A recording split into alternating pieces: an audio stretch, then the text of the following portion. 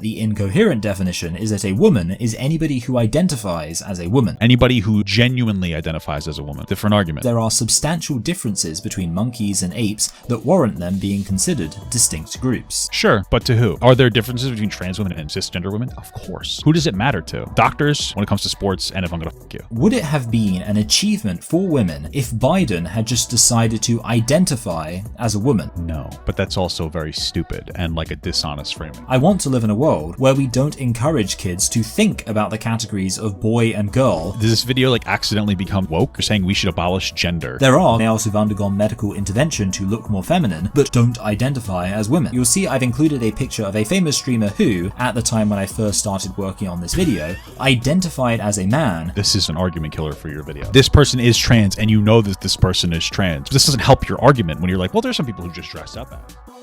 Alright guys, this video caught my fancy or something, tickled my balls, I don't know.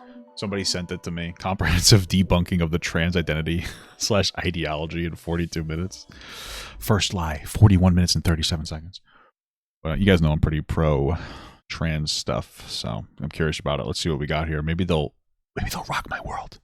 This video is intended to explain why trans identity is an incorrect claim about reality, comprehensively and reasonably concisely. It's Alright, cool beans, brother. me explaining why I don't believe that biological males can be women, nor that biological females can be men. To begin, here's a story. Yeah, I mean, I just don't think it matters so much. I think that in a society, I mean, like philosophically speaking, you know, what is a man or a woman mentally, right? I think that's kind of the conversation. Like we're like, you know, I'm a boy of the body and of the mind. I think that's really where the conversation goes to. I don't think it's like super deep.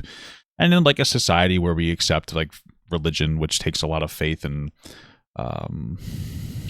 takes a lot of faith and a lot of alternative reality belief to engage in. I think that if we can accept those types of realities or those types of ideologies, we can accept like a trans person feeling like they were born in the wrong body. But I don't think it doesn't have any harm to anybody. So like, yeah, I don't have a problem with it. You know, the world is a very interesting place. It can be spiritual at times. I think that's pretty much where I come from with it. You know what I mean? I don't have to be able to directly identify or understand your position in order to, you know, validate it. I call it the tale of two Dannys. On the left we have Danny Welbeck, and on the right we have Danny DeVito. Nice. I'd like to present some facts about these two gentlemen. Danny Welbeck is a professional football player, he's 32 years old, he's black, he's English, and he's 6'1". Cool. Now, none of these facts might seem particularly interesting, but what is interesting is all of these facts are also true about Danny DeVito. He's also a professional football player, he's also 32 years old, he's also black, he's also English, and he's also 6'1". Now, obviously, these two Dannys thus have a lot in common, but they don't seem that similar, so we might ask the question, what's the difference? Well, the difference is quite simple. See, the expression of these... I understand the point here, but then, like, if I showed you a very passable trans woman on screen, all of a sudden you're, hey, this is the reality of this person, but this isn't the reality of this person, argument goes away, right? Like... I'll just use Blair White as your example, because his example right now is like, hey, this is actually a very tall black professional, you know, sports ball man. This is someone saying they are, but they actually aren't if you just look at them. Okay, well, if I just look at Blair White, this is a woman, right? So this argument instantly kind of falls in on itself, especially if we have the technology to allow people to become very passable, right? So that seems silly, right? Facts is an identity. You can identify as a professional football player, you can identify as 32 years old, and of course you can identify as the rest of the things listed here. Okay. But obviously when somebody identifies as anything, they are making a claim about reality. Yeah, so the question is, on what basis are they making that claim? This is the difference. See, Danny Welbeck is making these claims based on a material referent. He's claiming to be a professional football player because he's made a living from playing football. He's claiming to be 32 years old because the Earth has gone around the sun 32 times since he was born. He's claiming to be black because of his ancestry being quite immediately from sub-Saharan Africa and certain physical features consistent with that. He's claiming to be English because he was born, raised, and has lived his life in England. And he's claiming to be 6'1" because that describes the distance between the top of his head and the bottom of his feet when he is stood upright. These are the material references for these claims. By contrast, the reason all these facts are true for Danny DeVito is because of a different referent, self-identity. self-identity. Self-identity meaning an arbitrarily made assertion about reality. Why is he black? Because he says he is. Why is he 6'1"? Because he says he is. Why is he a professional football player? Because he says he is. I want to ask you a question. Do you think that fact claims based entirely on self-identity are true? Do you think these statements are equally true for both these men? No, but then there's like self-identity and then self-expression, right? So trans people typically express themselves to society in a certain way. Their dysphoria has to do with their internal identity parsed with the external reality of the world, right? So again, I just showed you trans women can be very, well, passable. That's a girl with tits and a cock.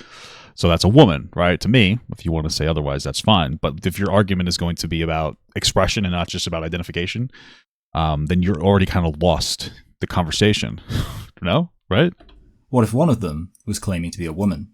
Some people might ask whether it's even possible to debunk an identity. To this, I would say, yes, of course it is. I think that, like, this is the thing about what's in your brain, is that it's difficult to, like, necessarily prove wrong, right? Like, same thing with really mental health issues in general, but like with religion, like you can't prove something in somebody's brain wrong. I mean, you just have a collection of people that have a particular identity and then they express their identity, but it's the expression that's where it comes to, like, for validation of a particular thing. So like somebody might say, hey, I'm religious, but if they're not expressing religious beliefs, then you're like, oh, that person is lying. You might be like, hey, I'm a girl, but then if you're not really expressing to society that you're a girl, like, well, maybe you're probably lying. Like, what does it really mean to you? Like, what does it mean to you that you're trans if you don't actually, like, make a conscious effort to necessarily dress it or express yourself a certain way based on the way that the reality is? Because if you're like, oh, I'm a woman, but you make no effort to make any changes to your external, people aren't going to look at you and be like, oh, there's something valid going on. There's no proof or evidence of your identification, right? Identities are claims about reality, and just like any claim about reality, they can be debunked. Okay. To clarify, the fact that we can assess the accuracy of an identity is not to say that such assessments are entirely free from obscurity, ambiguity, relativity, or subjectivity. We may not have enough information to assess the validity of an identity. The precise meaning of an identity might be complex and hard to pin down. Sure. The identity might be contingent on criteria that varies with context, or the identity might be based on an assessment that's more a matter of opinion than anything else. While these caveats are worth bearing in mind, they're present for any claim about reality, so the overall point that trans identity should be viewed basically the way we view claims about reality in general still stands. To me, it's obvious that words mean things, and we can talk about words having correct definitions. This doesn't mean that there isn't ambiguity at all. We can talk about whether a hot dog is a sandwich, maybe a calzone is a sandwich, but a pencil isn't a sandwich. If I ask for a sandwich, and you give me a hot dog, I'm not going to say you're wrong. If you hand me a pencil, then yeah, you're wrong. Well, I would say that you're wrong if you gave me a hot dog and I asked for a sandwich, or vice versa.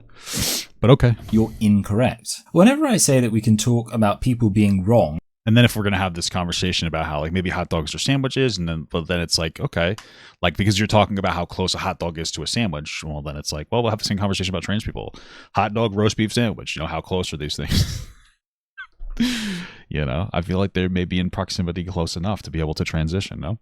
About what words mean. I'll often have people... I mean, after all, the bean in on your roast beef sandwich, that's basically a very small penis. People simply accuse me of being a prescriptivist, as if this is a rebuttal in itself. I'd like to clear up an evident confusion on that point. When we talk about linguistic prescriptivism versus descriptivism, that's about linguistics as an academic discipline. The purpose of linguistics is to describe and explain the nature of language, rather than make pronouncements about how language should be. This doesn't mean that linguists are forbidden from having opinions about language. Well, we don't have to be linguists. We can have a conversation about the words changing in their meaning, which is what we do basically on a day-to-day basis. The evolution of language is very normal.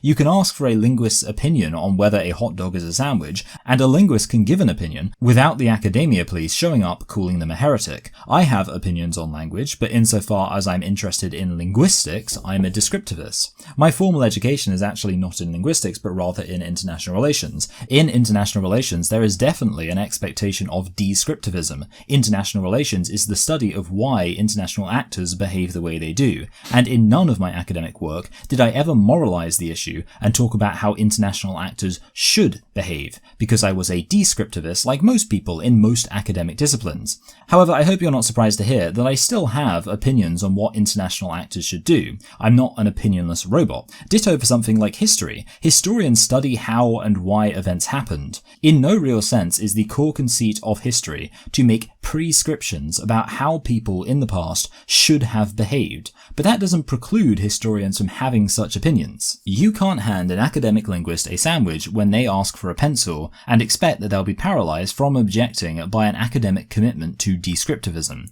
So, given that everybody can have opinions about how we should understand certain words, what does it mean for a definition to be correct? I really don't see how this is necessarily relevant so far to trans people, because so far his own language debunks him. Because again, his whole thing right now is, I mean, he started with the way people look.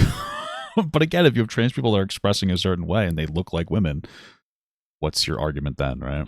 The purpose of language is to communicate, and thus a use of a language that fails in that capacity is clearly an incorrect usage. When people in the past have suggested that it's ridiculous for me to talk about words being correct, my temptation has been to respond with a random sequence of words constituting complete gibberish to show that words having meanings matters.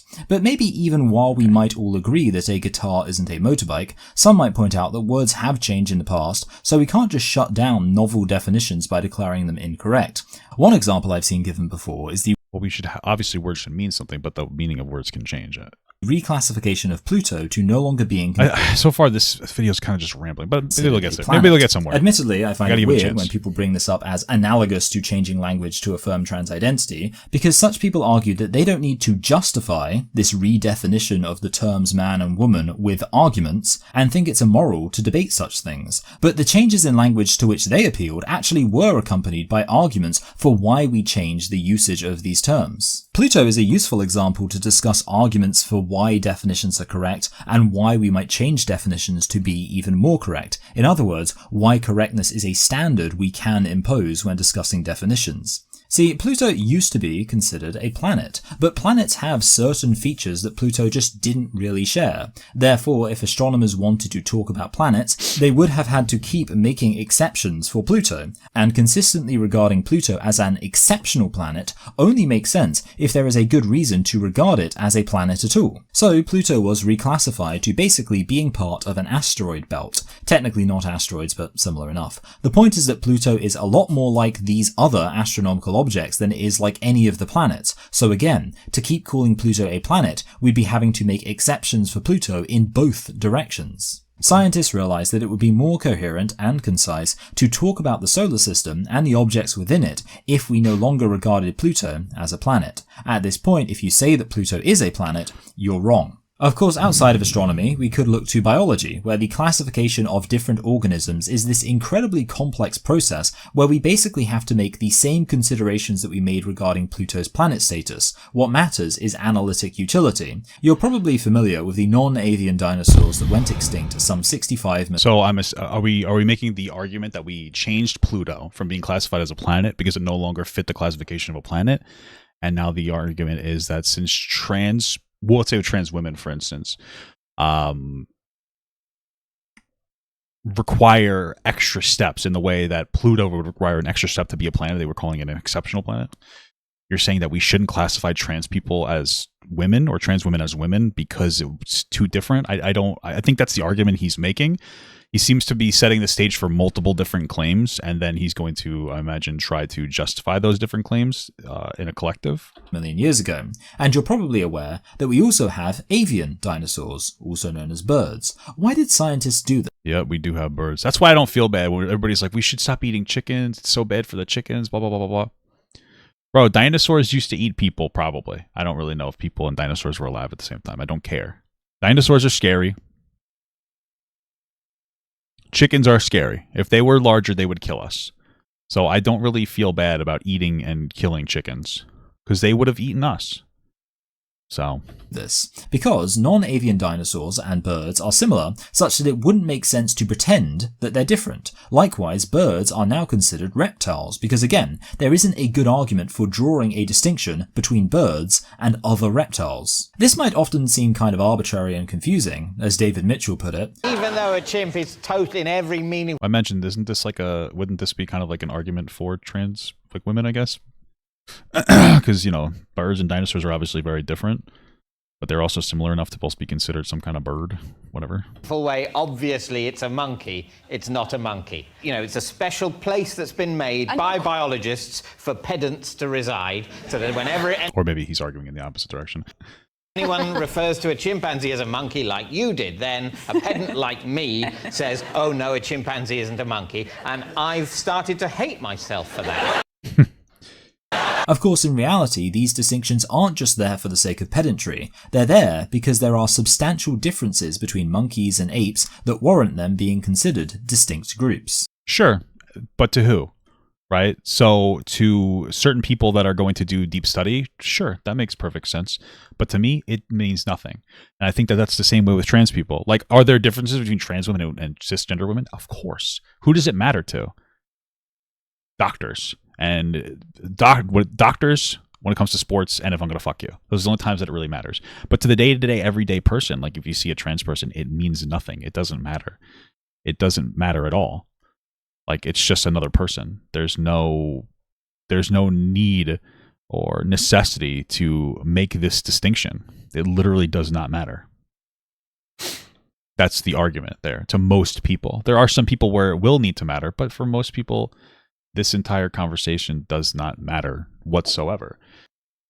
So, with all this in mind, what about men and women? What determines the difference between them? Well, my contention is that the correct referent for the identity of being a man or woman is that of biological sex. Yeah, and then I disagree. I think biological sex is a factor, but there's a gender at play.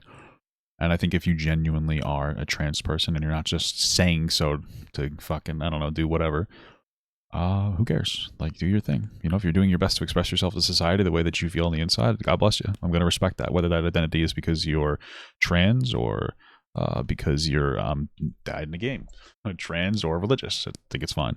With biological sex being defined by how the phenotype is organized. Like, I don't walk around telling you that your faith and religion, it doesn't matter, isn't real, isn't true, isn't this, isn't that. I don't stop you from being able to participate in society. In fact, we make concessions for people in religion for them to have, financial or tax exemptions. I'm going to allow exemptions for that. Like, it's okay. You know what I mean? Like, it's not, we make concessions in society for things we can't prove all the time. Religion being one of those things. So yeah, cool. Why can't we do something similar for trans people? I would say that there's more proof that trans people are valid than, religion, but hey. But especially since religion is an exponentially more dangerous ideology than being trans.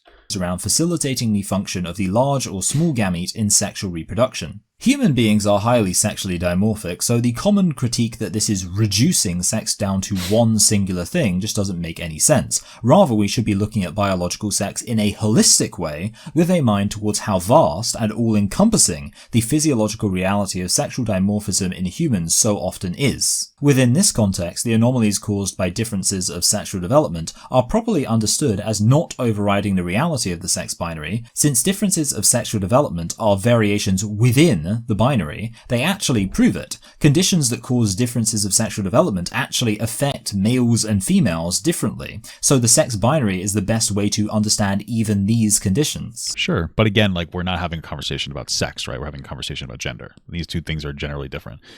The fundamental concept of sex and gender is that sex is the sex of the body and gender is the sex of the mind to some degree. That's pretty much all it is. It's philosophical. We're people that are able to engage in complex thought. We can have complex belief systems. And one of those belief systems is that some people might have been born a man or a woman or in the wrong body or something to that effect. And then even in other people, their identity means more or less to them. Like, what it means to be a man means a lot to me. It means nothing to my wife what it means to be a woman. Right? So different people are going to have a different relationship with this. Some people try to force the variation of human sexual development onto a spectrum. They have to arbitrarily and clumsily shove all of these different conditions onto a continuum as if they are separated by something quantifiable rather than being— Please stop dissing religion. How am I, what am I dissing by, like, what am I dissing? Like, I'm not trying to be rude, but you guys say that I'm dissing religion. When I say that religion has no grounding in facts or reality, I'm not dissing religion. I'm telling you a fact. And I can appreciate that you grew up religious, but like, that's not a diss on religion. That's like, me saying that, if that shakes your shit, that's your fucking problem. It's your faith. And if your faith gets struck by me pointing out that there's no facts to back it up, that's on you. I don't really shit on religion too much. I'm identifying, especially since it's mostly religious people who are denouncing the existence of trans people. I'm pointing out that your fundamental core belief and identity has no foundation or roots in reality at all. I think it's a beautiful thing to believe in something. I think it's a beautiful thing, or it can be a beautiful thing to believe in God. It is a non-factual thing. You believe that there is an individual who created us in his image, who gave children cancer to test them.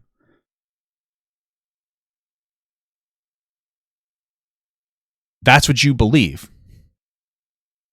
That you believe in a magical person in the sky that will send you to an eternal heaven if you do good things based on his book, which requires you to be okay with slavery and the second-class nature of women and children, or tertiary for children, while justifying child marriages and slavery. And you have this whole entire core identity that you like revolve around. But if you break that, if you kiss a guy, if you love somebody that God apparently made you gay to test you, but if you fall in love with the person that God apparently created you to love because he wanted to test you, you go to eternal damnation. You're telling me that our God punishes you indefinitely for a bad thing you might have done. If you kiss a guy or fuck a guy in the ass, you deserve to go to hell and torture for the rest of the entire eternity. And you're telling me that I'm sitting here and I'm upsetting you because I'm saying that is fucking ridiculous. That is ridiculous. And if you're going to consider trans people a mental disorder, you have a mental disorder times 10. That's fucking psychotic, because that gives people deep mental issues when they think that they are just so like, oh my God, if I'm born and I love another person of a consensual age, but if I act on that, I'm going to go to hell forever. That's fucking insane. That's fucking psychotic. Okay? So I'm not trying to shit on your religion.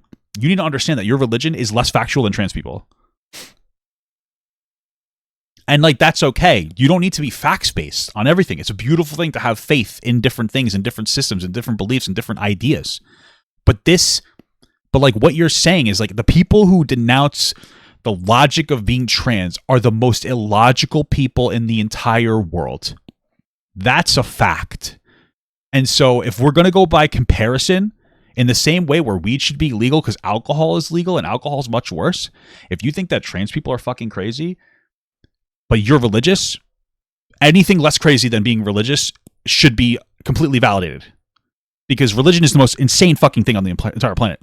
Like, the majority of wars started or are continuing because of religion. The majority of hatred is upheld by religion. Every, like, religious organization or racist or bigoted organization has a foundation in religion. It's an insane, harmful, destructive, and death-dealing philosophy as religion.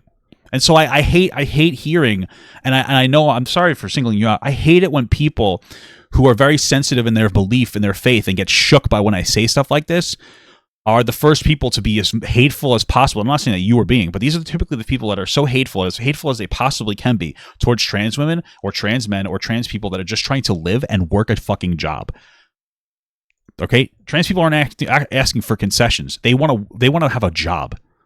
Okay, it's all it really boils down to. That's all I'm saying. I'm sorry.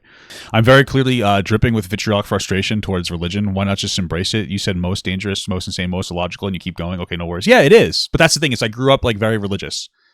And I grew up in a way where like my religious identity was the positive for me for the most part.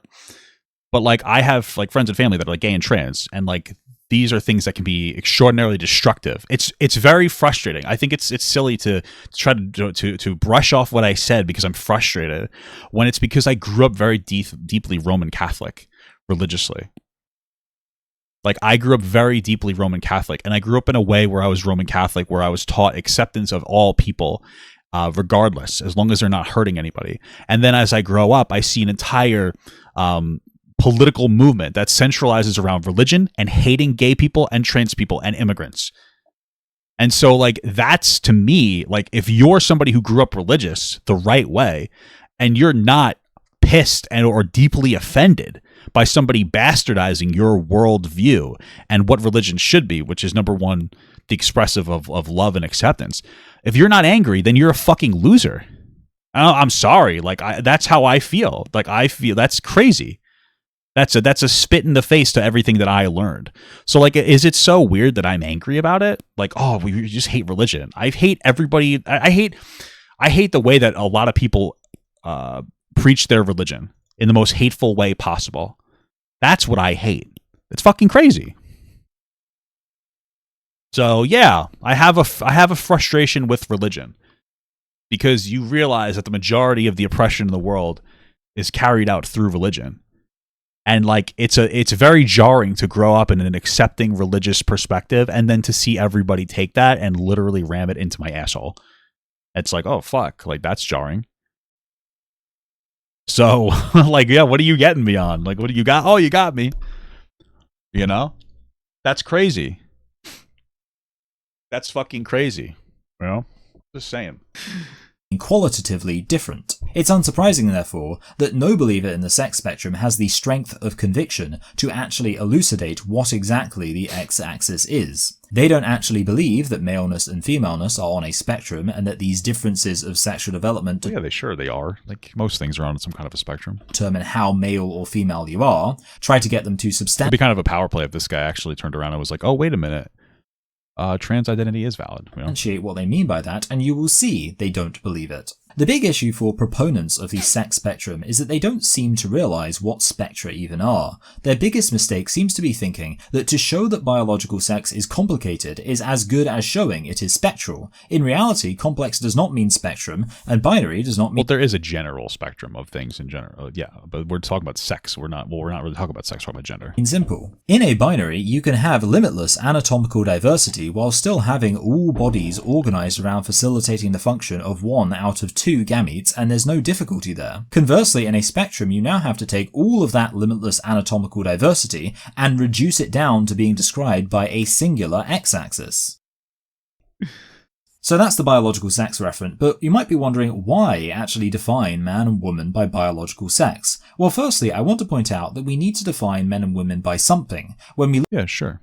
I agree with that. Okay. look at society, it is clear that these two distinct groups exist. To deny that men and women exist would be to deny reality, and it would just as much be denying reality to anchor on. But we don't have to discredit the existence of another thing just because we are acknowledging men and women exist doesn't necessarily mean we have to deny trans women from existing. Understandings of these terms in something illusory or superficial. Throughout history, we see that men and women have existed as two distinct groups, and moreover, we often see that the biggest distinction to be found between men and women has been in economic roles extending from biology. One of the Sure. But then as time goes on, we're seeing that like those economic roles are becoming less necessary, right? Like as time goes on, there's less and less of a difference between men and women, specifically in what they're able to do, because we have technology that's able to kind of shore up the gap in those things, right? The earliest books exploring the origins of patriarchy by Engels pointed to patriarchy as an initially economic oppression rooted in women being biologically female. If this oppression is a substantial part of why we today understand men and women as distinct groups, would it not be denying reality to detach that distinction from biological sex? Well, do you think that we need to identify? I mean, our worldview in general has shifted more towards. I think I fucked it up.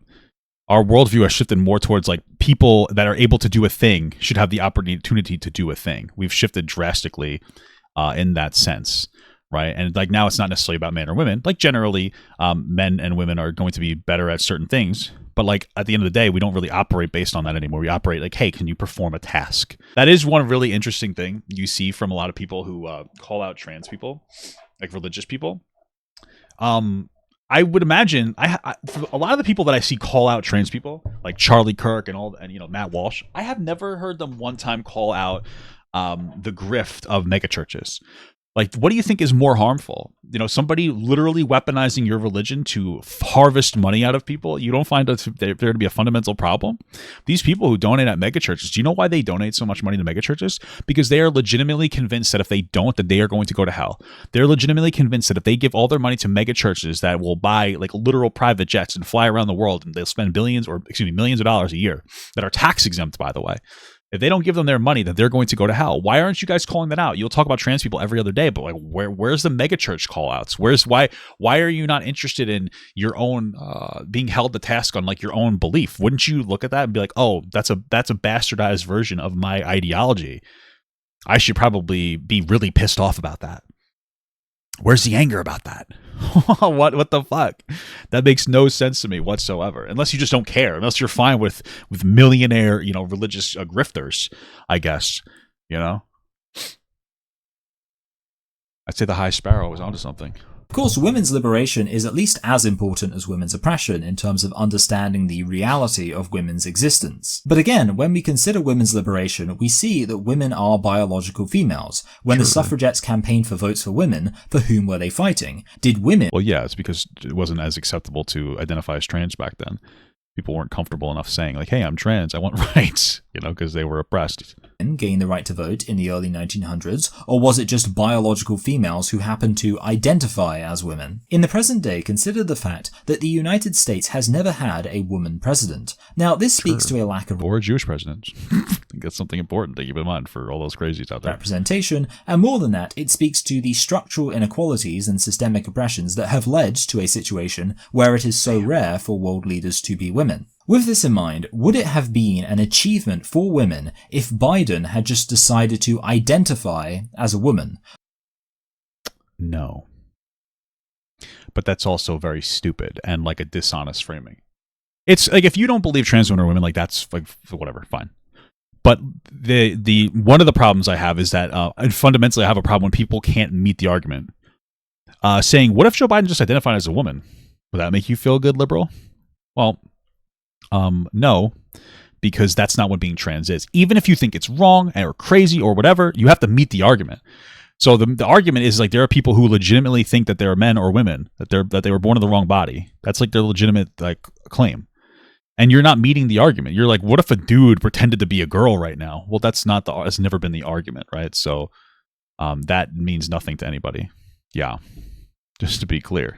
It doesn't really have any, that doesn't matter. It doesn't mean anything. That's not a solid argument. Now, it would have to be somebody who like legitimately thought that they were a woman, right? You wouldn't validate that, and I would. But that's not what we're talking about. We're just like, hey, what if Joe Biden just decided he was a girl? Okay, that's not an argument. And to even move it forward, like if you as a woman don't feel like a trans woman represents you, that's fine. Like, I don't think that there's any problem with that. Different people are going to feel differently about different things. If you look at a trans woman, you're like, that doesn't represent me. That's fine. That could be the same where somebody might look at like a black guy on TV and be like, oh, it doesn't represent me as a man because I'm a white man or something like that.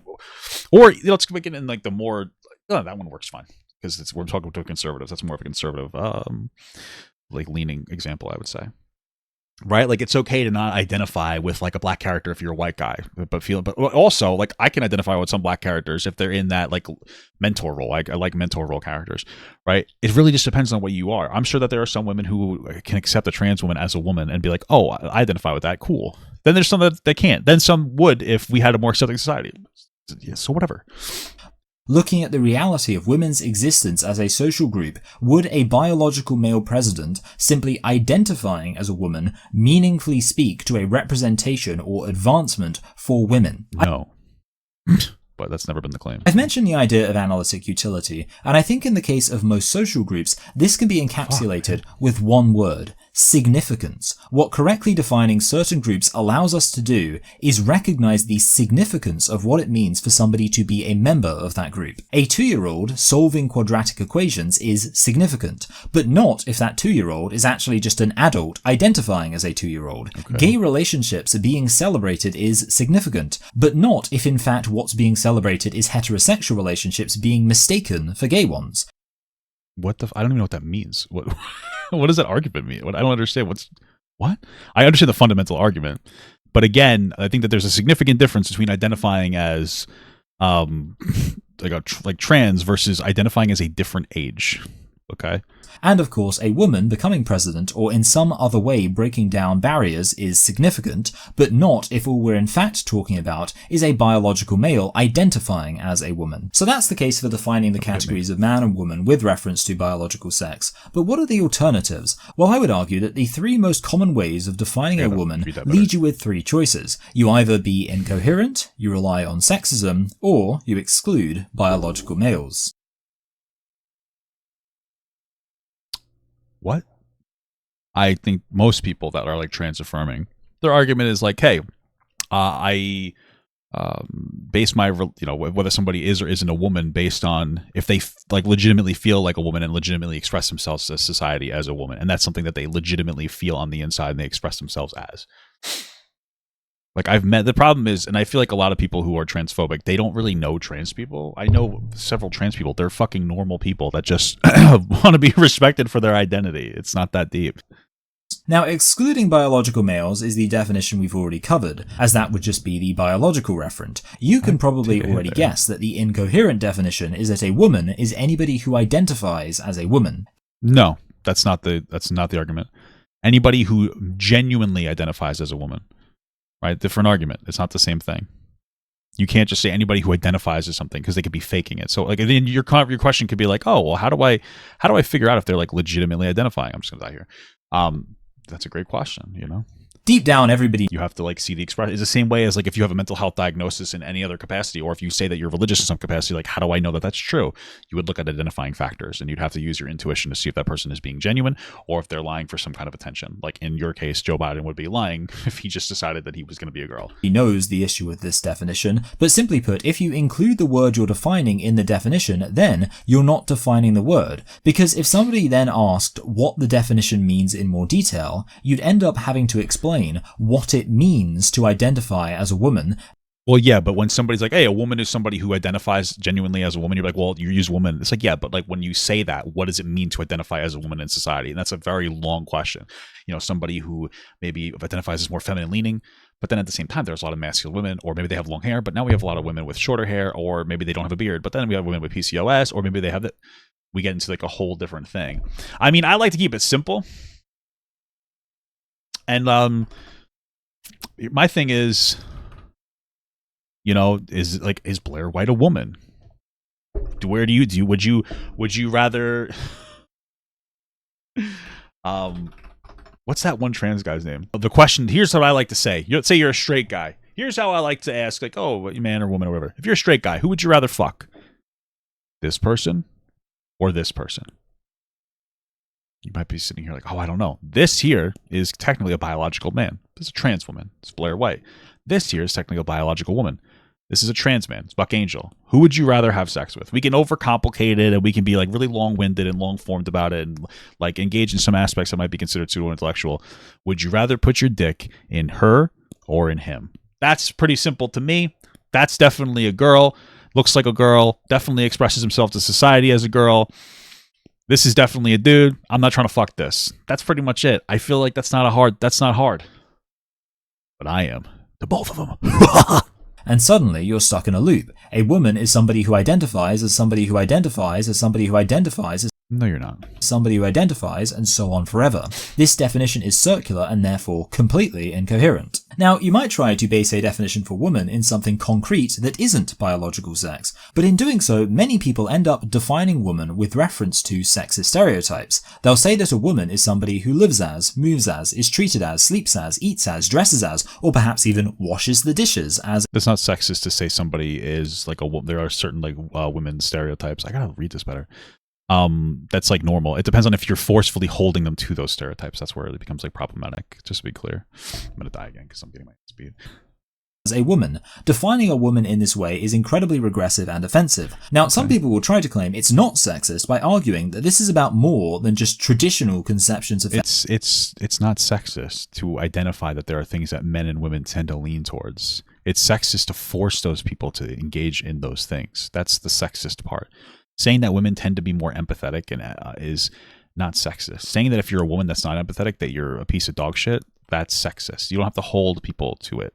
That's the sexist part, just to be clear. femininity. However, the double bind here is that the less they try to make it about a clearly defined womanly way of existing, the more incoherent it becomes. They might say, for example, that living as a woman doesn't mean living in a traditional sexist way, it just means living any way that a woman might live. But at that point, you're returning back to the circularity of the previous understanding. How do we know who's a woman to say how a woman might live? Now, there is an alternative definition that maybe escapes this double bind. Transidentity could be an attitude towards one's biological sex. This understanding is better simply because it utilizes the referent of biological sex, which is a coherent definition, but then simply adds an additional consideration of how one feels about it. What is less coherent is the idea that somebody is a woman if they feel like a woman. This makes no sense because it assumes that men and women have a particular feeling in terms of how they exist, which would be an Why?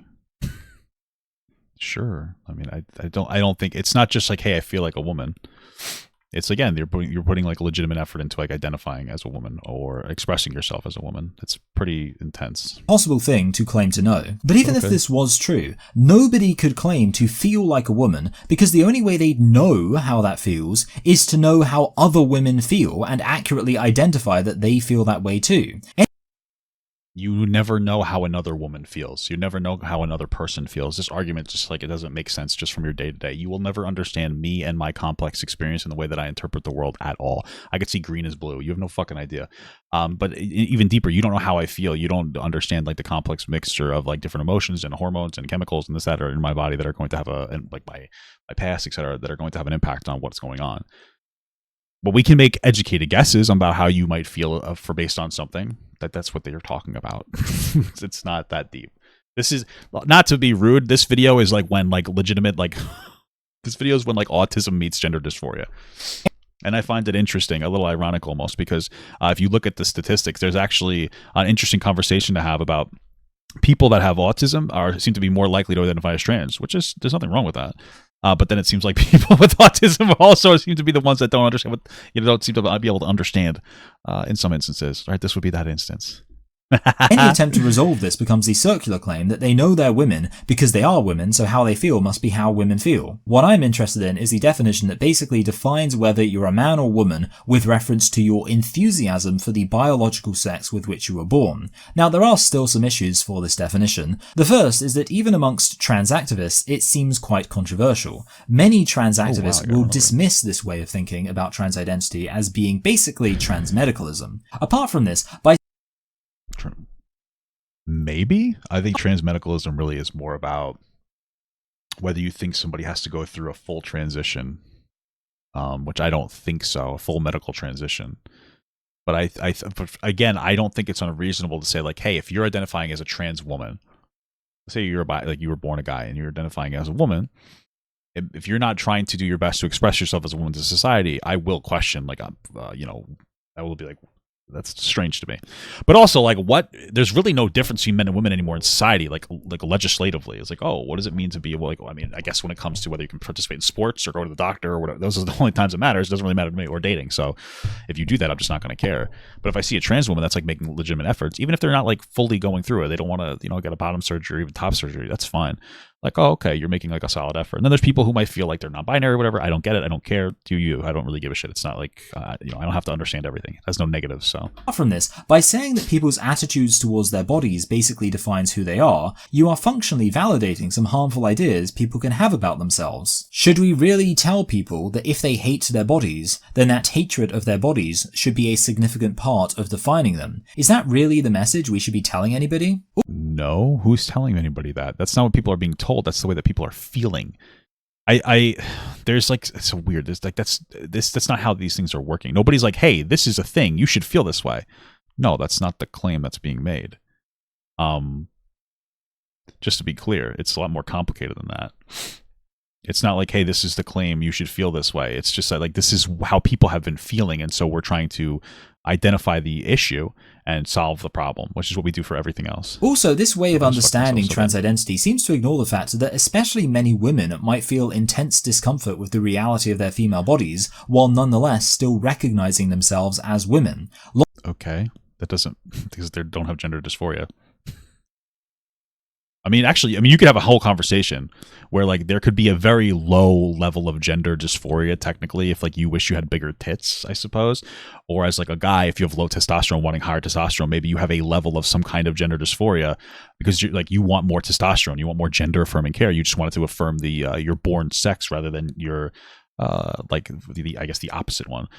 That's like a different conversation. That's just not how we label these things, but we could in a society that labels things based on like socially constructed ideas. Lots of women have issues of self-hatred regarding their own bodies, and to suggest that this interfaces with whether or not they are actually women seems ridiculous. And this leads to the biggest issue with this definition, which is that I'm sorry, but that's not what women actually are. Yes, this definition is at least saying something coherent and it doesn't rely on sexist stereotypes, but those are only two hurdles. The other, very significant hurdle is, does this definition actually describe any sort of reality? And the obvious answer to that question would seem to be no. Of course not. Of course, women aren't defined as women by how happy they are with their bodies. And while my main argument for this is just basic intuition, it's worth noting that we don't have this attitude. But like in general, people will look at a woman who's considered less feminine and they will consider them less of a woman in some case because they're more masculine. So like we do already kind of do this, especially with people that adhere to, like, this is the thing, people who adhere to like old school stereotypes about what a man and a woman should be are the type of people who will say you are less of a man if you don't adhere to this and more of a woman, or less of a woman if you don't adhere to this. And so it's the same people that are like, oh, you can't be trans, men are men, women are women. Those are the same people that still do it today, but especially did it in the past, where it's like, oh, you're like a shorter, skinnier, thinner guy and you don't want to have big muscles, you're not a man. It's like, okay, you guys started the philosophical concept of being a man or not being a man, or being a woman and not being a woman.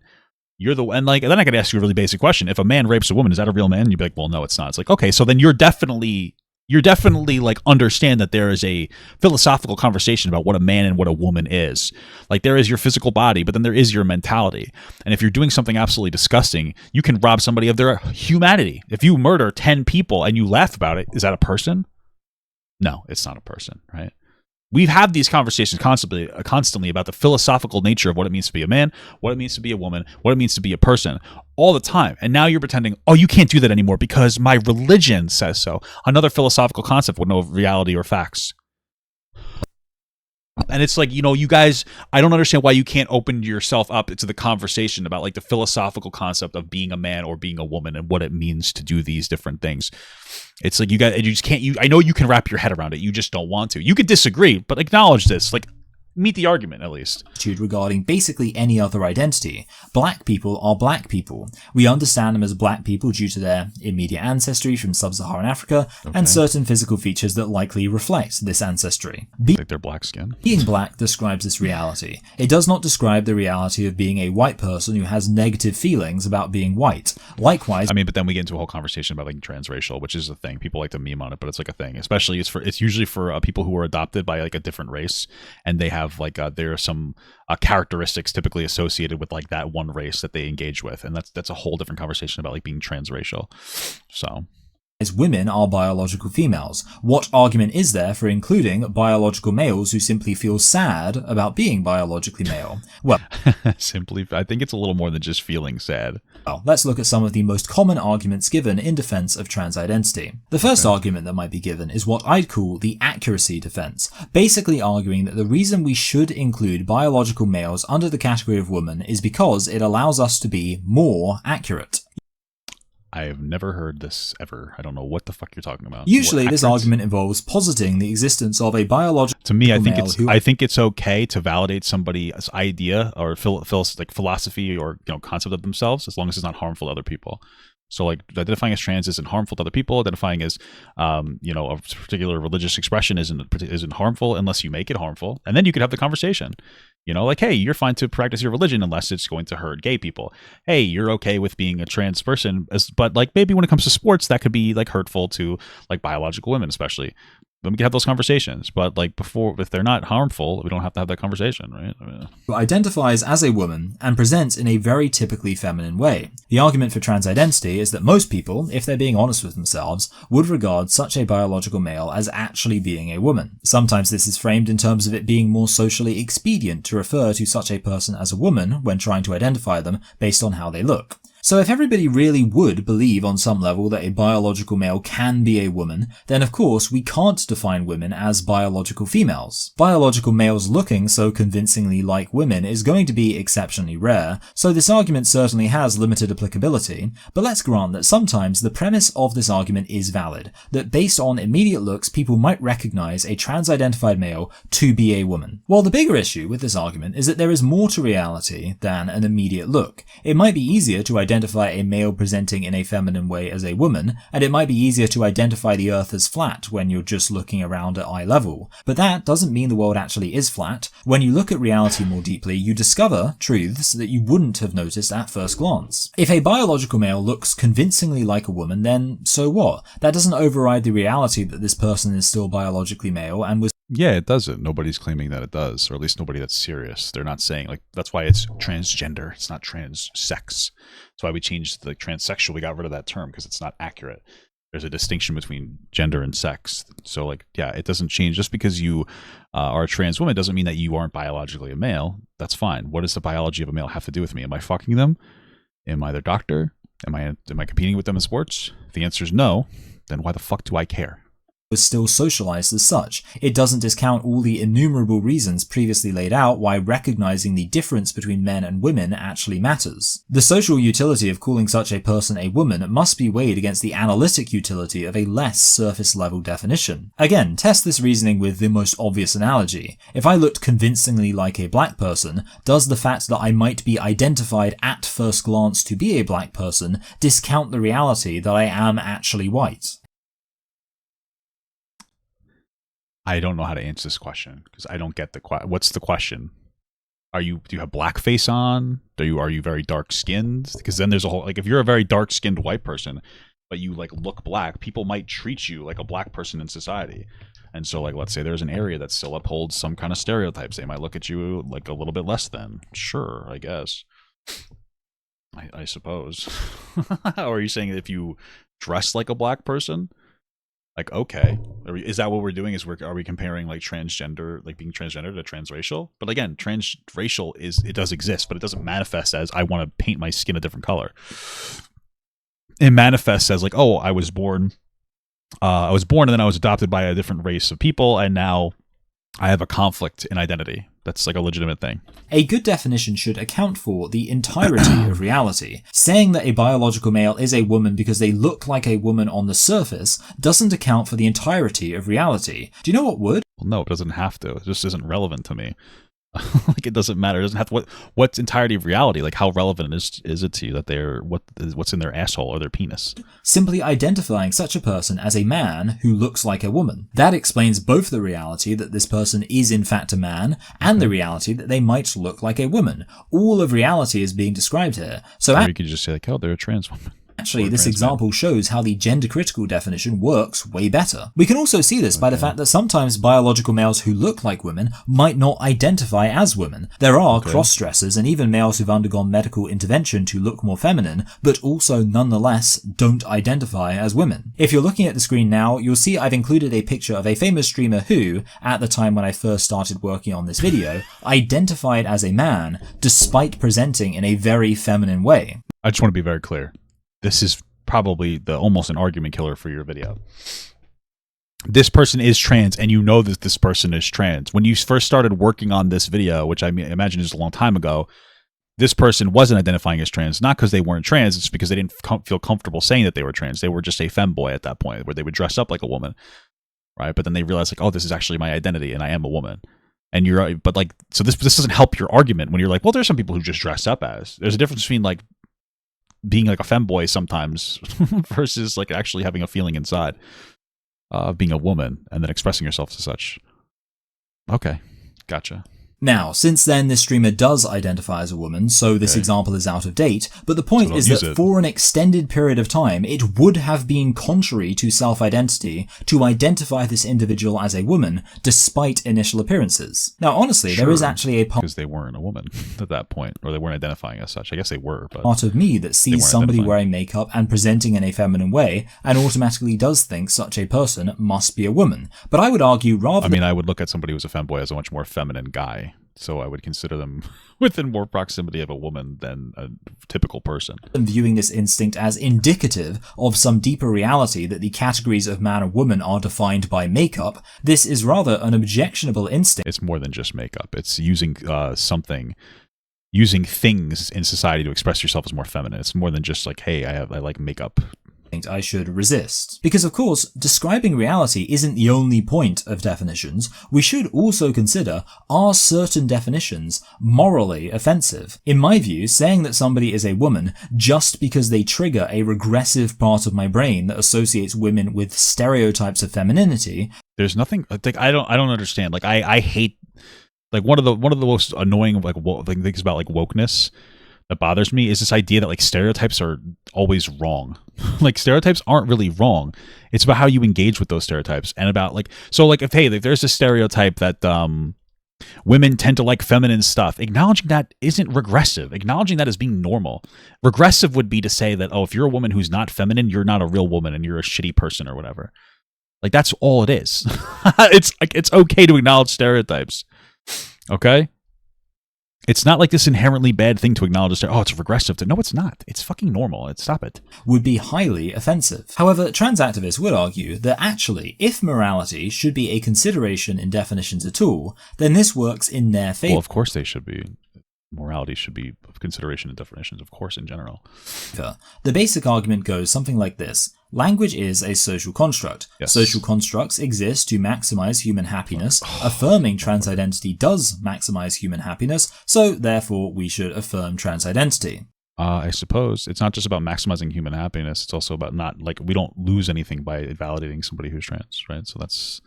This argument seems to rely on the assumption that the only point of language is to make people happy, which I'm not convinced of at all. Well, it's not the only point, but it is definitely something to morally consider using language. That's why, like, if you don't believe that there should be moral consideration for language, then just start saying racial slurs right now. Like, okay. Advocates for this argument will often try to argue that there is no truth to language, and therefore the only purpose of language is just to make people happy. But of course... That's not the only purpose, is to make people happy, but it's a moral consideration. Consideration isn't like it's not moral priority, it's moral consideration. We're human beings that are a mixture between like facts and non-facts, you'd say. I've already shown that language has the purpose of describing reality, and this means we can make truth claims about the usage... Yeah, but like, why can't trans women be a reality? ...of language. Remember, if you say that a pencil is a sandwich, then that is untrue. A pencil also doesn't have a brain. Sandwiches don't have brains anymore. They used to before we killed them.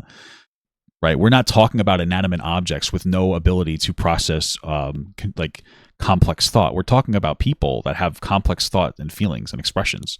It's a fucking pencil doesn't have a brain to be able to engage with these different things. The funny thing is that most actual trans-identified individuals seem to agree with me here. I've seen plenty of such people argue that they don't want people to affirm trans identity just to be polite or to be kind. They only want people to affirm trans identity because they really believe it's accurate. So it seems like most this seems like we're splitting hairs at this point. I understand that there is a difference between doing something just to be kind versus actually believing something. I understand that, but I think it's okay for you to do something because you want to be polite and kind and respect somebody's, identity. Like, I think it's fine. It's kind of where it starts, is thinking that you're worth it enough as a person for me to try to be sensitive to you. But I feel like you're splitting hairs here. Trans-identified people, to their credit, don't want trans identity to be affirmed purely... I mean, maybe he heard one trans person be like, hey, I don't want you to just be nice to me. I want you to actually believe that I am this thing. Like, sure, I understand that. That's fine. But where do you think it starts? Right? Okay. Out of pity. Regarding the claim that trans identity would even maximize happiness, I often find people who make such arguments to be deeply incurious. They seem to think that because in our current society, with all of our messed up ideas about gender, people feel like they can only be happy having their gender identity affirmed, it therefore follows that affirming it is the best we could aspire to. Meanwhile, what's the alternative? And yes, affirming somebody's gender identity is the best we can basically aspire to, regardless of whether it's like, regardless of which direction we go into. People like me would argue, shouldn't we aspire to combating these anxieties about being men and women in the first place? sure, we already do that at the same time. It's not enough for everybody. Most people who affirm trans identity probably would like that's nice, but that's not like the actual. That's just not going to work the way that you want to. Maybe pretend to work. I don't know if you should necessarily care. It's like, yeah, instead of doing this, we should just do this. Why aren't people doing that? Because it's not as effective. That's why. Cool. Like affirming somebody's gender is much more effective right now than completely deconstructing the way that our society views, men and women. Call themselves conservatives, but their absolute lack of interest in working towards a world that challenges the fundamental premises of our gendered society is most definitely a conservative attitude. I don't want to live in a world where my son who has anxieties about being a boy can have the option of identifying as a girl. Why? It's not somebody that just has anxieties about being a boy. It's much more deep than that. I want to live in a world where we don't encourage kids to think about the categories of boy and girl in such a way that they could develop anxieties. That's gay. Sorry, I don't... What? I don't even know what that means. It sounds like you're saying that this video like accidentally becomes woke. What you're saying right now, whether you believe it or not, is you're saying we should abolish gender so that this way trans people don't need to exist. What? That makes no sense. We can't really abolish gender. There are different people who have like different identities. If you abolish gender, then people who like identified with being men or women, then they're going to be the ones that are going to have like significant gender dysphoria. It'd be ridiculous to try to abolish gender. This is basically what he's saying. And of course, this a genderless society, or what? Means challenging the imposition of sexist expectations placed upon boys and girls, and later men and women. Entertaining this idea that we should affirm trans identity for moral reasons is counterproductive because we should affirm gender identity because it's a thing that is in existence, and it's a problem for people to deal with their trans identity, and so we should help them in the most productive way that has the most positive outcomes attached to it, which is right now, based on all the data we have, gender affirming care. Which is not just going to be like physical changes, but then also like emotional and mental changes as well. Going to a therapist and working on yourself emotionally. So, because it's validating the attaching of moral value to the designation of people as men and women. If you are saying that I have some kind of moral obligation to call someone a man or woman, you are arguing that there is some moral significance to being a man as opposed to a woman, or vice versa, and that is sexist. Okay, you're overthinking. That is not what that means. You can do whatever you want.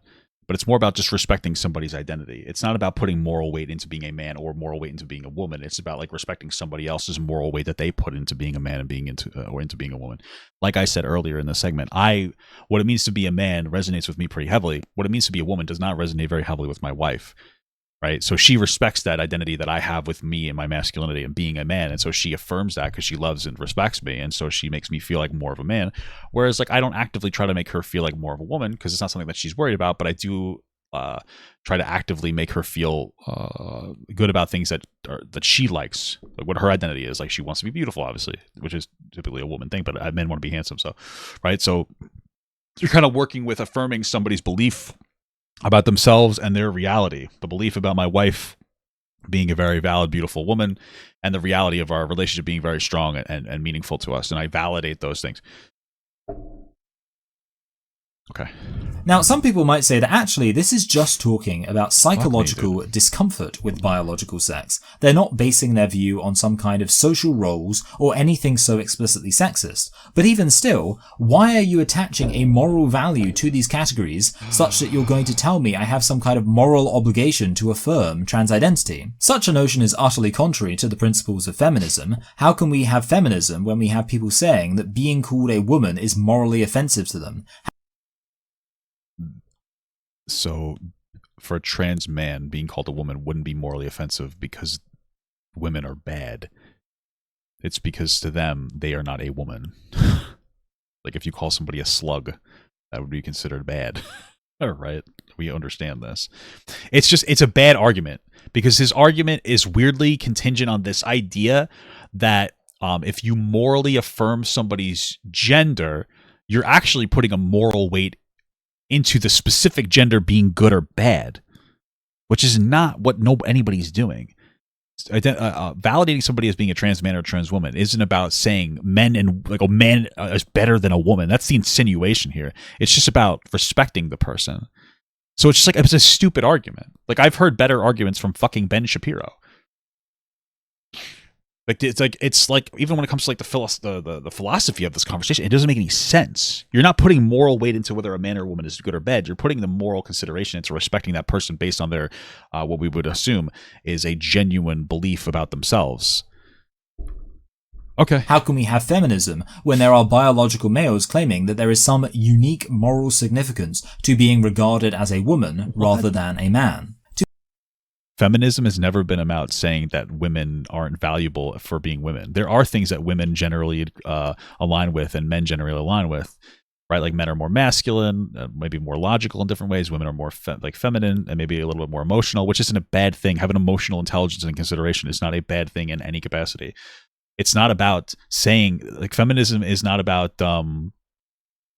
saying that these things don't exist. Feminism is about valuing them in like the same capacity, valuing femininity more, which is something that we struggle with today, right? Like, why is it that jobs that people tend to align with that are more feminine leaning, nurse jobs, caretaking jobs, social work jobs, why are they not why are they not particularly, like, why can't, like, they don't pay as well as they probably should, right? Because we don't focus enough on empathy in society. But like, feminism is not about feminism isn't about like whether it's not about equality. It's not about being the same. It's about like an equality of opportunity. That's what it's about. Do you not even understand what feminism is about? To help demonstrate this point, I'd like to make a brief analogy. We relatively recently, in the Western world, have been redefining marriage to include same-sex relationships. Sure. Some people might say that since this fight for Recently 2016. Marriage equality was largely framed in moralistic terms. This means that if we condemn framing trans identity in moralistic terms, we must also do the same for same-sex marriage. However, marriage is a fundamentally different thing from the categorization of people as men and women. For one, you're creating a fight that nobody is engaging with. One thing, the fight for affirming same-sex relationships as marriages really didn't have major issues in terms of its accuracy. Yes, the argument was framed in moralistic terms, but there is a pretty strong argument that it objectively makes sense to call committed monogamous gay relationships marriages. I personally believe that the most important thing about marriage is it being a committed monogamous relationship between two people who love each other. And there isn't funny enough, it was religious people who didn't want gay people to get married, just like religious people don't want trans people to be affirmed. Really a good argument for why the sex of the two people involved matters that much. But let's assume that the argument for marriage equality had to be made exclusively in moral terms. Well, this really wouldn't be such an issue because marriage does have moral value. For better or worse, it's considered a sacrament and basically a way of conferring some amount of moral legitimacy on a relationship. Certain terms do have moral values attached to them, and this is perfectly fine. I've also had a similar argument made about citizenship and redefining that to include certain groups. But yeah, there is a moral dimension to being considered a citizen. However, what if the campaign to fight for gay marriage didn't just want gay marriage? They wanted their marriages to be considered straight heterosexual marriages. Well, now there is a strong argument that it's... Okay, so right now I understand what he's saying. Okay, I get what... This is too much of a one-to-one because what... Jesus Christ, give me like a second to be able to express this correctly. The fundamental actual argument, the argument that he's trying to make is like, wouldn't it be preposterous if if gay men wanted to be women? Is that what you're saying?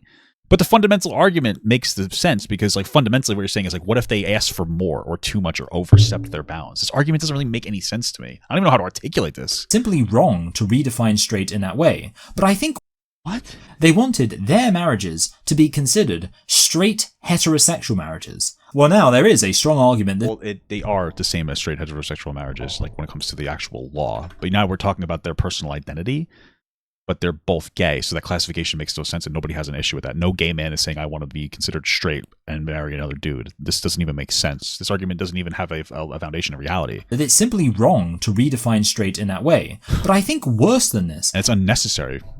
I don't understand. Is that if they said that gay relationships should be considered straight, because this would be some kind of moral affirmation of gay relationships... But they're saying it should be considered the same as straight, no? Right? Like, trans women are okay with being trans women. They just want to be treated the same as women, generally speaking. relationships, what are they implying there? That the designation of straight has moral value. They're arguing that straight relationships are morally superior to gay ones. But that's not what they're doing. That is the only foundation from which they could argue that there is some moral case to be made for redefining gay marriages to be straight marriages. And of course, it's the same for people who want to redefine woman. The only premise by which that makes sense is assuming that the designation of woman,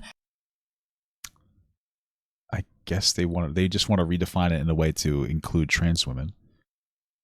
But like gay people wanted to redefine marriage to include gay people in the same way that trans women and men wanted to redefine men and women to include them. But it didn't have a negative impact. This is the argument you're making isn't good. Like they did redefine marriages. We understand that, right? Has a moral value attached to it, and such an idea is highly regressive and sexist. Finally, I want to briefly point out that even if there was a good moral argument for affirming trans identity, well, there is, but okay. Would that outweigh the negatives of affirming it? What are the negatives? Let's talk about the negatives. What's the negatives of affirming it? I'm not really going to try to do justice to the impact on women's rights as an aside in this video. Regarding why would it have an impact on women's rights? Women's personal experiences, listen to them, listen to what they're saying. But more objectively speaking, obviously, all meaning of woman being eroded will make it impossible for women to campaign for their rights and to properly call out sexism for what it is. How would it hurt? The inclusion of trans people doesn't make it difficult for women to campaign for their rights.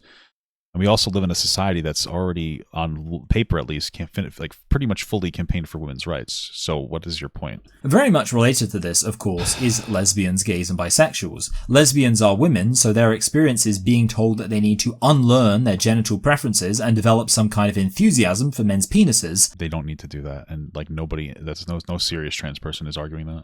Is very much an intersection of misogyny and lesbophobia. Right. Lesbophobia, incredible. Nobody's arguing that like meaningfully outside of TikTok losers that I don't take seriously. Moreover, we need to consider the fact like the people on TikTok, they're like, oh, if you don't like if you're a girl and you wouldn't suck a trans woman's penis, you're actually transphobic. Those people are stupid and need to be rejected from like every advocacy group.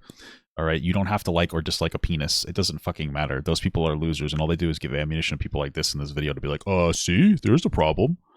But no, there's not. Fact that trans identity has its origins in some really harmful ideas about gay men, and still to this day in Iran, gay men are made to undergo sex reassignment. It's not okay, we don't do that here. Surprising that lots of people are worried about the effort to trans the gay away. And of course, this nobody's trying to do that.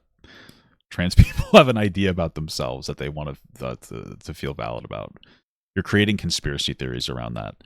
This then leads to the issue. Like I understand that there are societies that will like if you have like a if you like let's say you have like a girl and you don't have like a son, then they'll like make the woman like more masculine, or they might consider them like to be a boy in some capacity. I was like reading about that a while ago. It's interesting.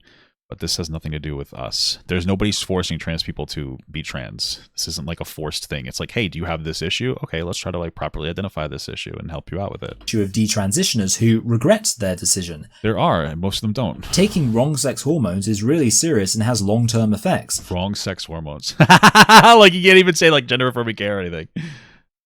It could have negative impacts, but okay. A lot of this stuff is not reversible, and what's worse... That's the point. You know, a lot of this stuff is not reversible. Yeah, that's why trans people want it. Because it's not reversible. That's the goal.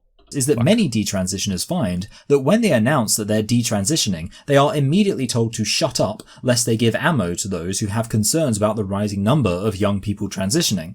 No, that's not the argument. I think it's silly that you even propose that. It's ridiculous. The problem is that when there are some detransitioners, they will instantly take fucking cum loads of money from conservatives to be like, yeah, trans is bad for everybody because of my experience. That's a completely different thing from what you're saying.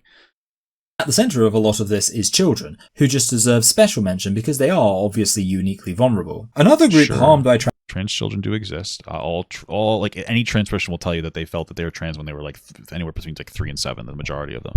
Doesn't mean that we should instantly affirm every time a child says something, especially in the age of information, where like a kid could be self-diagnosing a problem, thinking that they have gender dysphoria, and then telling the doctor things that they read online. There's a lot of things to keep in mind. We should make sure that we explore things correctly. But there are kids that are trans, you know. And if you believe that they should wait until they're like adults before they can transition, that's perfectly fine, but they still do exist. Transactivism is gender non-conforming people. Gender non-conforming people are pressured into transitioning, which we can see from who, where? That's non-binary is like gaining traction. What do you mean they're pressured? Looking at how frequently trans activist organizations basically conflate gender non-conformity with transition. However, the other issue is simply how where the fuck are you seeing this? Gender non-conforming people just get ignored based on this conflation. I've seen people argue we need to fight for trans rights because of biological males getting attacked when they present in feminine ways. But what does that have to do with trans rights? I honestly, am I just dumb as fuck? I don't really hear any of these narratives. I just feel like you've maybe heard these in like smaller spaces and you've decided to overinflate them as like serious problems just as a way to be as contrarian as possible when it comes to trans people. That's talking about gender nonconformity. There are so many males and females of varying levels of gender nonconformity who get in contact with me specifically about the fact that they feel their issues are being completely ignored because trans activism has bulldozed over the reality that many people... There are a lot of people who get in contact with you about this. I guess I kind of doubt that, but okay. Maybe they do. Cool. Oh, he seems to only talk about trans stuff. This person only really talks about trans shit. That seems to be the big thing. Or maybe they don't. This just seems to be more recent. A lot of trans shit, though. Okay. Cool. Terrible pro-trans color spectrum argument. I have no fucking idea what that means. I have a challenge for... I guess this is a trans person who disagreed with them. Loaderbox says color is bimodal. They're a Loaderbox orbiter. Hi, everyone. There's this... That's crazy. They're a big loner box guy. Or maybe they're not. I don't know. I'm not going to dive this deep into the lore. People who don't want to conform to traditional gendered expectations also don't want to deny that they're still men or women based on their sex. Now, the way Well, then why... I don't understand that these two things... Why can't these two things exist at the same time? We're talking about like fundamentally like a philosophical concept, which is like gender, so... hurts all these marginalized and vulnerable groups is very sad, but it's also worth noting anyone interested in having open, honest dialogue is affected. When you start saying that nobody is allowed to challenge trans identity because it might hurt people's feelings, you're... Nobody... I mean, I'm sure some people are saying that, but I don't think that's really being said. I mean, you're sitting here challenging trans identity regardless. Like, what are you talking about? You can challenge whatever you want. You're talking about it right now. Who's telling you that you can't talk about it? And who's actually enforcing it in the way that they haven't banned your YouTube channel? You still have the ability to express this and have this conversation about it. You're restricting the freedom of everybody to explore ideas and consider how it makes sense for us to understand the world. But finally... Sure, but we're doing that right now. It seems like you're pretending we're not. I'd argue that trans-identified individuals themselves are also negatively affected by affirming trans identity. What? Okay, if you say so. How? I simply can't believe that such people are actually meaningfully happy when their happiness is so transparently based on controlling other people's language and insisting that everybody conforms. I'm so confused. Now, if you're trans and you want to be respected, you're actually an authoritarian fucking dictator that's forcing me to say certain things. Okay, gotcha. Ideology. I engage this is a huge victim complex. You know that, right? Like you're engaging in a victim complex. With trans activist arguments a lot, and in doing so, I see a lot. People that want to be accepted for being trans, they're actually trying to oppress me. It's an invisible thing that you're saying right now. This isn't real. This is not a real thing. This is you trying to victimize yourself because I guess your life is too easy or something. From trans-identified individuals, and just call trans people a slur and move on about your day.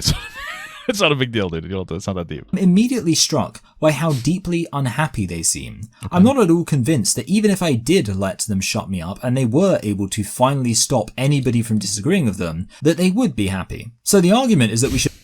What? What do you think that they want then? Should affirm trans identity because... We shouldn't give them what they want because they're just going to ask for more? Is that the argument? Like, I don't... Or they're too stupid to make their own decisions?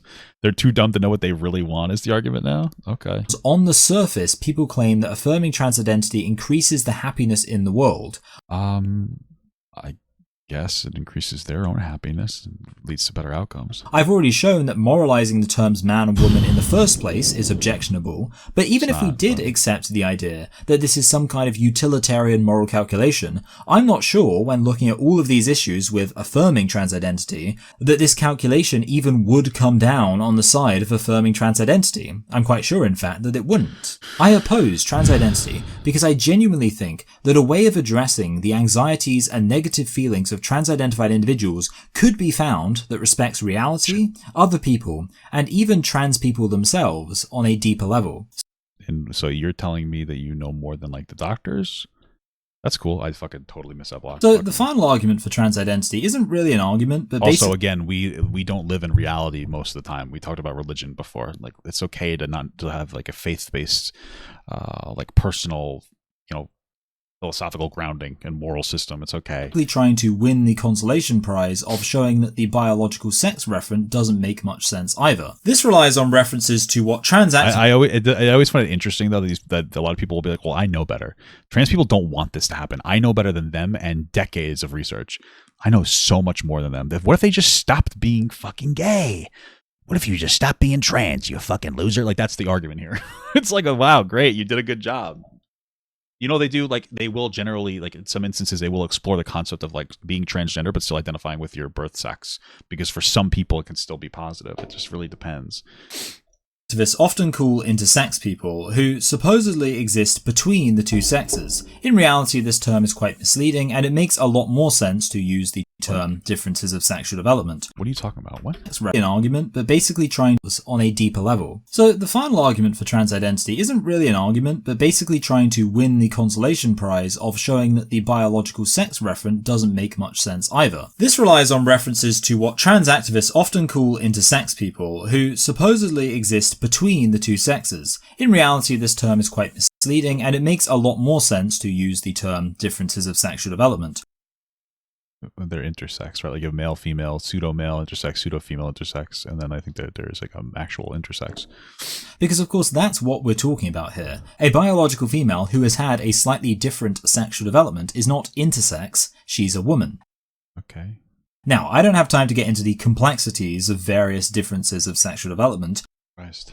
But of course, you might immediately notice that this has nothing to do with the trans identity. Most trans-identified people don't have these differences of sexual development. They don't actually believe that the existence of people with differences of sexual development validates trans identity. So the actual argument trans activists are trying to make here is that the complexity of biological sex means it can't possibly function as a referent for calling somebody a man or woman because it's too fraught with exceptions. Now, I think one mistake here is a misunderstanding of how definitions work. There are some very complicated concepts that are really hard to define, and many people are content to say that trying to define these concepts is a pointless endeavour. However, the very fact that we are assessing the quality of definitions proves that we on some level all understand that there is an actual correct definition that these imperfect definitions we might find in the dictionary are seeking to describe. There must be some standard by which we are assessing the quality of a definition, and this standard can only logically be the correct definition. When I give a faulty definition for concept Y, and you say, well, that can't be right, because that would include X, and X obviously isn't Y, you are assuming the existence of an actual definition for Y by which you can conclude that X is not Y. So, no matter how imperfect our definition is for man and woman, or any other concept, the very fact we can recognize it as imperfect shows that we do, on some level, have a conception of a perfect definition. What does this have to do with anything other than just information dumping to sound smart? Standard set by which is what we use to judge all definitions provided. This contradiction can be most obviously seen with the popular trans activist argument there is no way to define woman that includes all people who are women and excludes all who aren't. The problem, of course, with this— I've never heard this argument before in my life. I feel like what do you do all day? Like, where are you browsing to find these arguments that are like not mainstream at all? Webb's argument is, well, how do you know? If there is no perfect way to define woman, then what definition are you using by which you can conclude with confidence who is or isn't a woman, such that you can say no definition could include them? I agree that it would probably be hard to come up with a definition that accounts for every single edge case, but if such edge cases function as a test for the definition, then necessarily such edge cases must either be women or not, and therefore we are assuming a definition of woman when we take for granted that such edge cases are still women. So when we encounter these edge cases, we can refine our stated definitions and work towards a point where the stated definition for all concepts reflects the actual reality we're all aware of in our heads as to what these concepts are in fact describing. There will always be complicated definitions. This will never be a reason to pretend that we don't know what words mean. Indeed, often trans activists will try to prove that definitions are hard by asking people to define mundane objects like chairs or whatever, but they don't seem to realise that they're refuting their own point, because even if we can't perfectly define a chair, no sane person would argue that this justifies completely abandoning the idea that there should be some exclusivity to what can be considered a chair. So even the analogies they provide disprove their point. Biological sex might not be the simplest thing in the world to describe when trying to account for every difference of sexual development, but this is no good reason to abandon it as a referent for who is a woman. Chances are that at some point when you were quite young, you were introduced to the basic idea of feminism, and you probably thought of feminism in the way that it most immediately makes sense to think of it. That you can act, feel, or present in any way, and that has no bearing on whether you're a man or woman. I never engaged with that as feminism. It was more of like just women want to have equal rights. So I don't know who engaged with that. How old is this person? Is this real or is this another made up argument? I've always learned feminism is just about women having equal rights. I don't know where these arguments come from here. To suggest that a woman is somebody who does certain work, has certain emotions, or wears certain clothes would just be anti-feminist. But obviously, men and women are still different. If men and women were the same, then the entire idea of equality between men and women would be incoherent. So men and women are different, but not because of actions, feelings, or presence. Well, equality isn't trying to say, like, hey, you're the exact same. Looks like Darth Maul. Equality is trying to say, like, hey, you have an equal opportunity. What's left? Well, biology. And that's why I think a lot of people actually do recognize on some basic level that the belief that a woman is an adult human female functions perfectly as a foundation for all other feminist beliefs. If I say that a woman is biologically female, then am I setting myself up to undermine feminism at all? Well, certainly who is a woman is quite easy to understand in the overwhelming majority of cases, so we don't have an issue where positive affirmations about women become meaningless. Obviously women can definitely be anything, since biological sex isn't changed by a decision a woman might make, so no matter what a woman chooses to do, she will still be a woman. Butch women are women, lesbian women are women, single women are women, childless women are women. Trans women are women, I agree. Some might claim that the biological definition brings with it the suggestion that women should feel some obligation to have children, but of course this isn't true at all. There's a basic idea in philosophy called the is-ought distinction. There's a difference between saying something is the case and saying that something ought to be the case. Sexual reproduction was always going to be relevant in defining biological females, but that doesn't mean any woman should feel an obligation to have children. I like the idea that women don't need to feel restricted by being women, and because of that, I like the idea that I can know what I'm talking about when I talk about women, and I can know that this way of talking about women doesn't at all limit them. For the record, the trans identity debate is about whether trans identities are accurate. When a biological male claims to be a woman, is that an accurate claim about reality? Sure, why can't it be? Again, like, we don't live in a fully logical reality. Like, we have to kind of stop pretending. Again, if you are somebody who's religious, you're not living in a purely logical reality. You're living in, like, a reality that could be considered illogical, just like you could consider trans people illogical, or you could just consider it like some kind of, like, different. It's a different mentality. It's a different, process you're operating with. And I don't think that there's anything wrong with acknowledging and validating these things as long as they're not harmful to other people.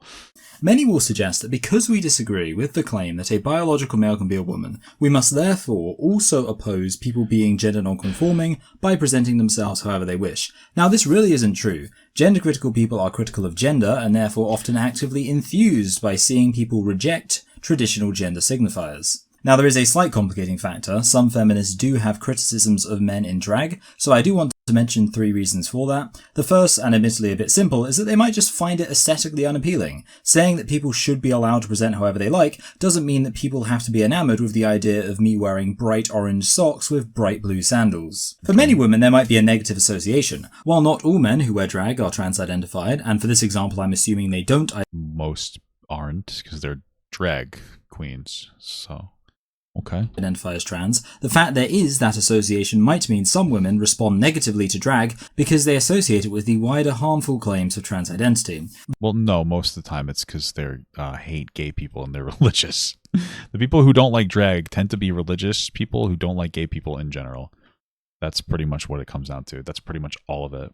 But of course, in reality, such women wouldn't have a problem with men who are gender non-conforming in this way if it wasn't associated with the harms of trans ideology. And finally, there's simply the rather appropriate analogy to cultural appropriation. Yes, people should be allowed to present however they like, but this does... Nobody has like a meaningful... All these things are rooted in, I think gay people are disgusting. Just to be clear.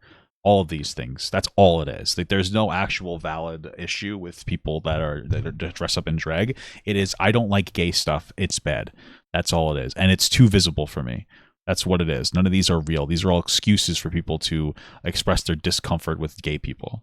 Doesn't mean social context immediately goes out the window. If I dress up in a cultural stereotype, then people might be offended. Okay, they might be offended, especially if you're doing it disrespectfully. But we're not talking about cultural stereotypes. We're talking about a fucking dress. And it's usually in a positive way of like, oh, hey, I want to dress up like this particular musician. A wider context here. I'm part of a privileged group performing a stereotype of somebody in a marginalized group for fun. Of course, this is... It's not for fun. It's usually for... Like, the reason people don't like blackface is because it's been used to mock black people. Less to do with, like... It has less to do with the fact that they're dressed black and more to do with the fact that they... are using it to mock black people, right? That's why, like, Robert Downey Jr. did get away with doing blackface because he wasn't trying to mock black people, right? And so it's pretty taboo at this point because of how horrible it's been historically. And, you know, yeah, but nobody historically, the drag wasn't founded on trying to be like negative to women. It's usually gay men that really like, it started with musicians and they dress up as them as like some kind of like an honorary thing. This is very comparable to drag. It's men, arguably, mocking women by dressing up in a stereotype of It's not arguably at all. Womanhood. You can't blame some women for being offended by that. I can, because it's not a real argument. You're making an argument to justify actual homophobia.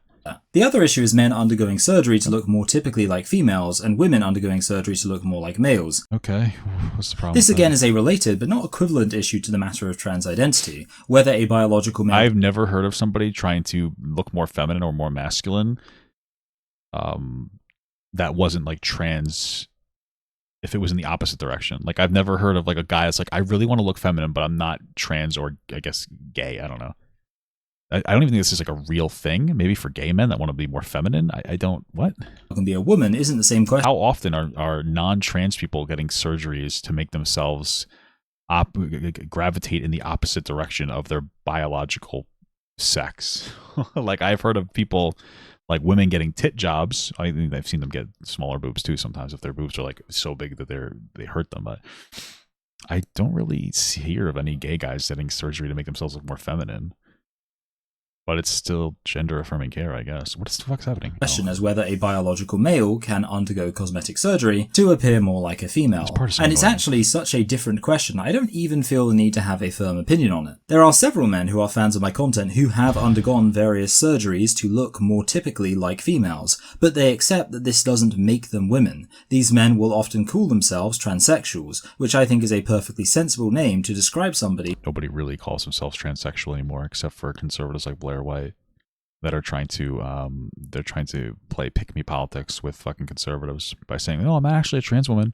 I'm a transsexual," because that's typically considered derogatory, and they're just trying to exist in a space that hates them. Who makes such without getting too much hatred. An effort to look like a member of the opposite sex. These transsexuals aren't claiming to be women, and therefore I don't have any strong disagreement with them. Indeed, I get along with them quite well, based on our mutual recognition of reality in a world where a lot of people refuse to accept it. There's something sad about people feeling unhappy with their bodies in contrast to a world where everyone could simply love themselves for who they are, but Yeah, simply. That's really good, man. Simply. I think that's the problem. Like, it's not that simple for a lot of people to just like I themselves. certainly don't think these surgeries should be illegal, and I really have no issue with the people who have undergone them. People ask me whether I endorse these surgeries, and I often respond with this analogy. Imagine a shop that sells globes. Now one day an employee starts saying that maybe they should sell maps too, and they make good arguments for why maps might be worth selling. But then the shopkeeper discovers that this employee is an advocate for the flat earth. And at that point they might be a little hesitant to endorse selling maps, even though there's not any reason why selling maps is necessarily a bad thing. The issue is that they're now inclined to recognize the desire to sell flat representations of the earth as a desire to push for the idea that the earth is in fact flat. I often think about that with regards to these surgeries. I have no reason why I should necessarily view them as a bad thing, but within the current context of people claiming that biological males can be women, it seems like people pushing these surgeries are comparable to the person who wants to start selling maps as part of advocating for the idea the earth is flat. People can have surgery that might make a male look like a female, just as people can sell maps that make the earth look flat. But the earth is not flat and a male is not a female. Anyway everyone, I hope you Cool. Well, I'm happy we didn't get anywhere in this conversation because nobody's claiming males or females. Transgender